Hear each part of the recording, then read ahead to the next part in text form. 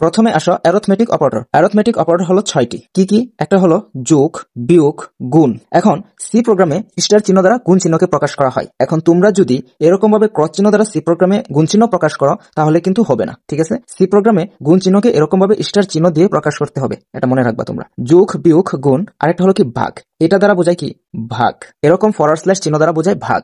আর C প্রোগ্রামে ভাগশেষকে বোঝানো হয় এরকম মডুলার চিহ্ন দ্বারা। এরকম মডুলার চিহ্ন দ্বারা ভাগশেষ বোঝায়, ভাগ শেষ, মনে রাখবা এটা। সর্বশেষ হচ্ছে কি প্রথম বন্ধনী। অ্যারথমেটিক অপারেটর হলো 6টা। একটা হচ্ছে যোগ, বিয়োগ, গুণ। এরকম ফরওয়ার্ড স্ল্যাশ চিহ্ন দ্বারা বোঝায় ভাগ, মডুলার চিহ্ন দ্বারা বোঝায় ভাগশেষ, আর হচ্ছে কি প্রথম বন্ধনী। এই 6টাকে বলা হয় অ্যারথমেটিক অপারেটর, এটা মনে রাখবা, ঠিক আছে? এবার আসো লজিক্যাল অপারেটর হলো 3টা। কি কি? একটা হচ্ছে অর, অর্থাৎ অথবা বোঝানোর জন্য এই অরটা ব্যবহার করা হয়, অথবা। আরেকটা হলো কি এন্ড, AND, এন্ড, এবং বোঝানোর জন্য এই এন্ড কথাটা ব্যবহার করা হয়। আরেকটা হলো নট, NOT, নট, অর্থাৎ না বোঝানোর জন্য এই নটটা ব্যবহার করা হয়। এবং এদের কিছু চিহ্ন আছে সি প্রোগ্রামে, তুমি এগুলো লিখতে পারবা না, লিখতে হবে এগুলোর যে চিহ্নগুলো আছে, সংকেতগুলো আছে, সেগুলো তোমাদেরকে লিখতে হবে। কি কি?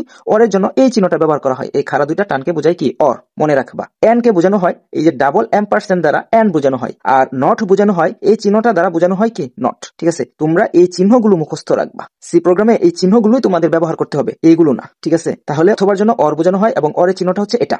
এবং বোঝানোর জন্য এন্ড ব্যবহার করা হয়, এন্ডের চিহ্ন হচ্ছে কি ডাবল এম্পারসেন্ট দিয়ে এন্ড বোঝানো হয়। আর নার জন্য বোঝানো হয় নট, এই নটের চিহ্নটা হচ্ছে এটা।